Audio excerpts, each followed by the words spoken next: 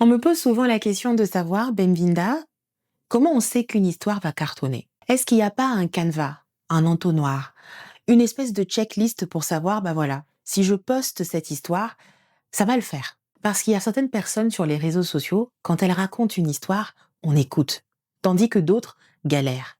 Elles se posent la question, mais en fait, est-ce que j'ai pas les mots? Comment on fait? Qu'est-ce qui fait qu'un storytelling fonctionne et au contraire ne fonctionne pas? C'est le sujet de l'épisode d'aujourd'hui. J'avais envie de voir avec toi comment tu peux faire la différence entre un storytelling qui fonctionne et un storytelling qui ne fonctionne pas. On va aborder ce sujet en 2 étapes. La première étape, c'est que je vais faire avec toi une petite checklist, quelques éléments que tu dois absolument savoir et maîtriser pour que ton histoire, elle soit croustillante. Et dans un deuxième temps, je vais te donner quelques astuces qui te permettent aujourd'hui d'améliorer tes histoires là, maintenant. Si tu veux que tes histoires fonctionnent à tous les coups, il faut que tu observes 4 éléments. Premier élément, c'est le message. Et une histoire qui fonctionne à tous les coups a un message clair, un objectif clair. La question qu'il faut se poser, c'est pourquoi je veux raconter cette histoire? Peu importe le format. Est-ce que c'est une vidéo? Est-ce que c'est un carrousel sur les réseaux sociaux? Peu importe ce que tu veux créer, tant que tu racontes une histoire, le message doit être clair. Dans l'industrie du cinéma, on appelle ça souvent le plot. La ligne en fait qui résume en elle-même ce que les gens vont devoir retenir. Si tu pouvais résumer ton histoire en une phrase, qu'est-ce que ce serait? Qu'est-ce que tu aimerais que les gens retiennent? C'est l'histoire de. Commencez toujours par c'est l'histoire d'une fille qui a tout quitté, son pays, sa culture, pour venir habiter en France, se chercher, se trouver, jusqu'à devenir entrepreneur dans un domaine où personne ne l'attend. C'est mon message. Ton histoire ne fonctionne pas parce que dès le départ, tu es éparpillé. Tu veux dire trop de choses. Recentre-toi et dis-moi, c'est quoi le message? Cette histoire que je vais raconter là, maintenant, tout de suite, quel est donc l'objectif? Qu'est-ce que je veux que les gens retiennent? Et en une phrase, c'est l'histoire de. Le deuxième élément qu'il faut observer, c'est ton personnage. Alors, je sais ce que tu peux me dire. Bon, moi, j'ai envie d'être authentique, j'ai envie d'être juste moi-même. Quand on parle de personnage, ça peut porter à confusion. Une bonne histoire est celle où le personnage est clair. Qui est le personnage de ton histoire? Est-ce que c'est toi? Est-ce que ce sont tes clients? Est-ce que c'est une personne en particulier que tu veux choisir pour illustrer l'histoire que tu veux raconter? Ça doit être clair et tu dois le déterminer dès le départ. Un personnage, c'est un archétype. Un archétype, c'est un modèle de comportement que tu arrives à incarner naturellement, parfois même sans t'en rendre compte. La question que tu peux te poser là maintenant, c'est de savoir, c'est quoi mon archétype? Moi, je sais par exemple dans mes vidéos, dans mes contenus, j'incarne beaucoup l'archétype de l'aimante, de l'amoureuse. C'est vraiment cette personnalité qui va créer un environnement cocon, plein de douceur, avec une voix posée, avec une expérience qui est assez lyrique et romantique. On est dans son espace parce qu'elle dégage une énergie d'amour. On la suit parce qu'on l'aime, au final. On aime l'écouter. On aime être dans cet espace parce que c'est doux, c'est généreux. D'autres personnes seront plutôt dans le fait d'incarner un personnage qui est un peu réaliste. Ça veut dire que bon, c'est quelqu'un qui est monsieur, madame, tout le monde. C'est vraiment la bonne pote. C'est l'amie parfaite. Quand on vient chez elle, on se sent proche. C'est comme si on parlait à son ami. D'autres vont incarner plutôt les voyageurs. C'est des gens qui feront tout le temps des vlogs, qui ont toujours un sac à dos, qui vous amène, qui vous transporte, même dans des expériences. C'est toujours, on se rencontre dans un lieu extraordinaire, on fait des retraites, on voyage. Voilà. Il y a des gens qui ont vraiment un archétype très différent. Quel est votre personnage? Dans un film, on a toujours craqué pour le beau, brun, gentil, et aussi on aime les méchants. Tout ça, ce sont des modèles de comportement qui permettent d'amplifier votre histoire pour que les gens puissent s'attacher à votre personnalité et finalement se reconnaissent en vous. Une histoire fonctionne lorsque le personnage qu'on incarne dans cette histoire est clair et assumé. La troisième chose qu'il faut observer, et cette chose, elle est vraiment non négligeable, je dirais même que c'est la structure même de votre histoire, et en fait, c'est la trajectoire. Ce sur quoi votre histoire va s'appuyer, ce sur quoi vos mots vont s'appuyer. Toute histoire a un début et une fin. La plupart du temps, les gens vont dans tous les sens. Ah, je vais commencer d'abord par là. En fait, je vais commencer d'abord par le début. C'est quoi le début? Vas-y, enfin, commence quelque part. Toute histoire qui cartonne a un début et une fin, à condition qu'on choisisse bien ses débuts et bien sa fin. L'exemple que je donne souvent, même dans mes masterclass et aussi dans mes coachings, c'est l'histoire de Cendrillon. On a bien une trajectoire qui est définie. Le début, c'est que Cendrillon était très attachée à son père. Elle a perdu sa maman très tôt et son père était un commerçant qui allait et qui venait. Son business, le commerce marin, faisait en sorte qu'il ramenait souvent des cadeaux à Cendrillon, Jabot et à Anastasie. Et une fois qu'il est parti, eh ben, il n'est plus jamais revenu. Son bateau a fait naufrage et il est mort. Ok? La galère de Cendrillon a commencé à ce moment-là, quand elle n'avait plus de papa pour soutenir, pour la défendre. Il s'est fait qu'il y avait un grand banquet dans le village où le prince devait choisir sa princesse, sa future reine. Et toutes les filles du village étaient invitées. Le personnage de Cendrillon, qui était un personnage très doux, très lyrique, très romantique, et au final attirer la sympathie des souris, des oiseaux, de tous les êtres vivants qui pouvaient être autour d'elle. Le point de déclic, c'était je ne peux pas aller au bal parce que je n'ai rien à me mettre. Et c'est là que la marâtre l'a enfermée et que la fée marraine est apparue. Vous voyez que votre histoire, elle se structure parce qu'elle a une trajectoire définie. Et on utilise beaucoup d'outils. Par exemple, dans l'école du storytelling, quand j'accompagne mes clientes, je les aide en tout cas à structurer leur histoire pour qu'il y ait un vrai début et une vraie fin. Mais en passant entre le début et la fin, il y a bien un chemin. Il y a bien une route à suivre pour ne pas s'éparpiller, pour rester concentré sur l'essentiel et choisir les bons éléments qui agrémentent votre histoire et qui donnent envie de vous suivre. On peut utiliser des outils comme le schéma narratif, on peut utiliser des outils comme la chronologie, d'autres outils qui vous permettent en tout cas que votre histoire ait une colonne vertébrale sur laquelle s'appuyer lorsqu'on utilise ses propres mots. Et ben on en vient à ce quatrième élément, cette chose aussi non négligeable, et d'ailleurs je trouve qu'elle dépasse tout ce que je viens de te dire, c'est la conclusion.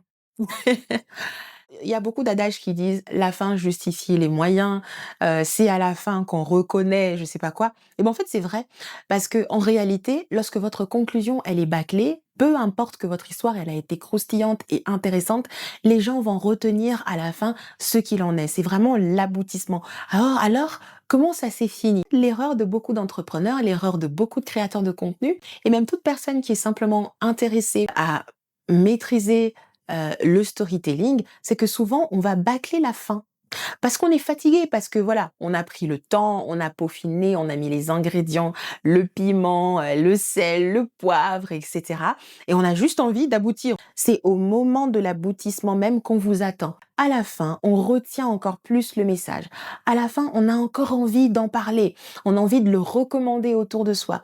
On a envie d'écouter, si possible, une deuxième fois votre histoire. Comment faire en sorte que sa conclusion, elle soit encore plus impactante? Commençons toujours par un petit recap.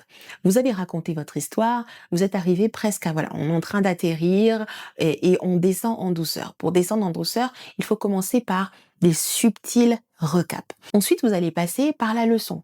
Qu'est-ce que vous voulez que les gens retiennent? Ça peut finir par des adages, ça peut finir par une leçon morale, ça peut finir par une phrase concluante qui permet de dire voici ce que vous devez retenir. La leçon morale est, la leçon de tout ceci est, si tu devais retenir quelque chose, voici ce que tu devrais retenir.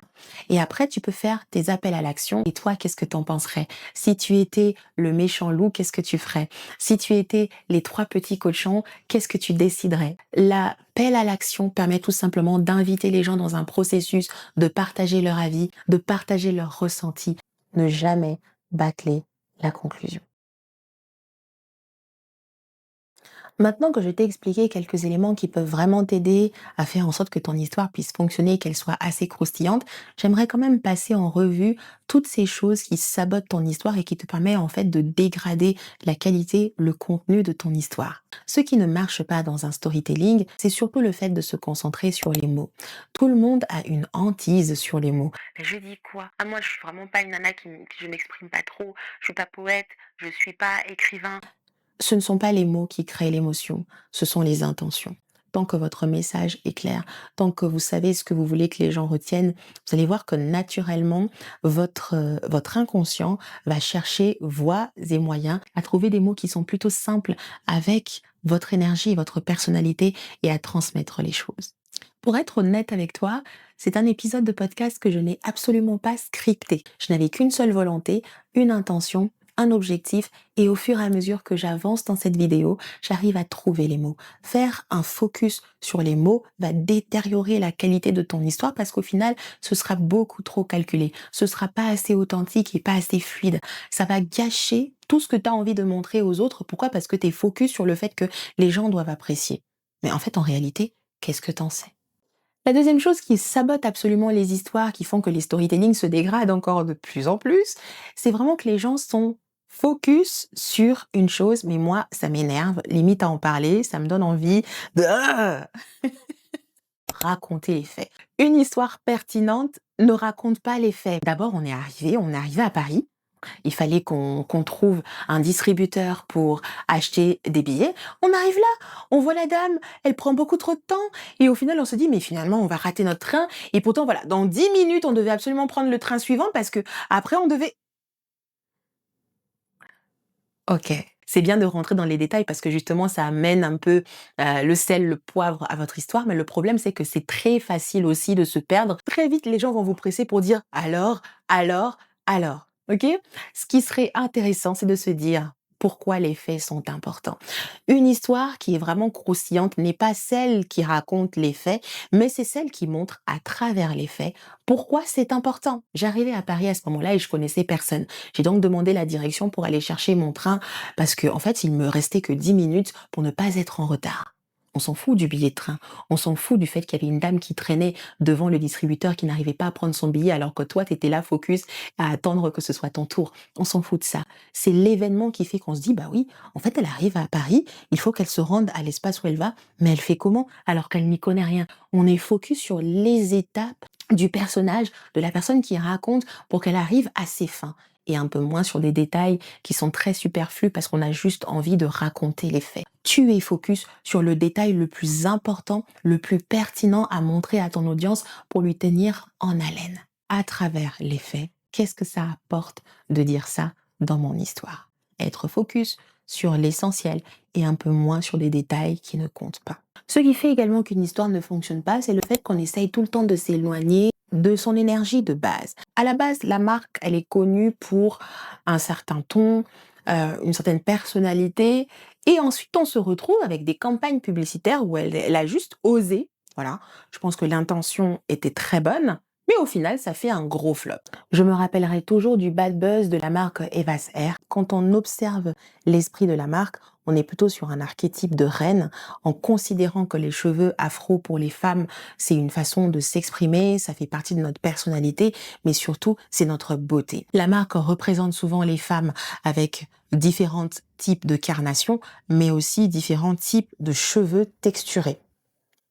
On est sur des discours où on entend la marque parler de révolutionner le soin du cheveu, changer la donne. Donc ça, c'est vraiment l'archétype de la reine, celle qui va vous emmener dans un monde prospère, un monde où vous vous affirmez, un monde où vous avez confiance en vous. Et bizarrement, on regarde, dans une campagne, on a voulu un peu innover. On retrouve l'image d'une femme qui retire la perruque d'une autre femme noire. Bah, ça vient déclencher une avalanche de mots vraiment compliqués sur les réseaux sociaux. La marque a dû faire un communiqué pour s'excuser parce que l'intention n'était pas justement celle de choquer. Le problème avec les marques aujourd'hui, c'est que souvent, on a envie d'innover. On a envie de raconter des histoires qui soient impactantes. On a envie de transmettre des messages qui soient impactants, mais on veut aussi sortir et s'éloigner beaucoup trop de ce qui fait notre essence, de ce qui fait notre énergie de base. Restez dans ce que vous arrivez à incarner comme archétype, parce qu'au final, le fait de se répéter renforce votre autorité sur votre marché. Comment on sait qu'un storytelling va totalement flopper? C'est parce qu'on va beaucoup trop loin, on commence à aller dans les clichés, on commence à aller dans chercher plus de choses, chercher à innover à tout prix, alors qu'à la base, ce qui importe et ce qui est vraiment essentiel, c'est le message. Bien, on a vu ensemble aujourd'hui qu'est-ce qui fait qu'une histoire cartonne.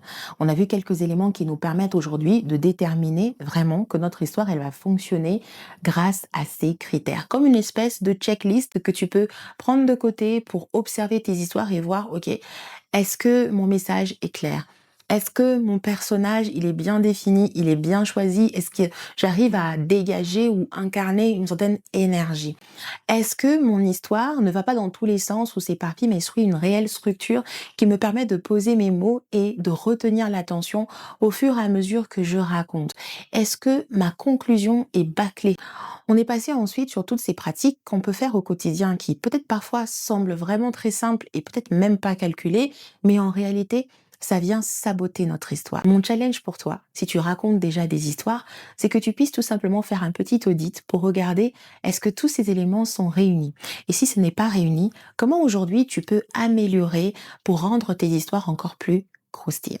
Si tu as apprécié ce contenu, je t'invite à interagir avec moi, à me laisser un petit commentaire, un petit like et même simplement me partager comment toi aujourd'hui tu racontes ton histoire et est-ce que d'ailleurs elle arrive à être encore plus impactante grâce à ces conseils une fois que tu les auras appliqués. On se retrouve toutes les semaines ici dans ce podcast pour vous parler de storytelling et la puissance des histoires. Pour celles et ceux qui aimeraient aller beaucoup plus loin pour apprendre et maîtriser le storytelling, si vous êtes à vos débuts et que vous vous posez la question, ok, là je découvre Bembinda, j'ai vraiment envie d'apprendre à aller plus loin, j'ai proposé un guide gratuit que vous pouvez télécharger. C'est un guide en 5 étapes qui vous permet de comprendre comment ça fonctionne, c'est quoi le storytelling et par où commencer avec un zéro faute. Je vous mets le lien en description de cet épisode et moi je vous donne rendez-vous dans notre prochain épisode. À très bientôt. Ah, tu m'as regardé à la fin, tu peux refaire la phrase? Oh. Et moi, je vous donne rendez-vous. Et moi je vous donne rendez-vous dans un prochain épisode. À très bientôt.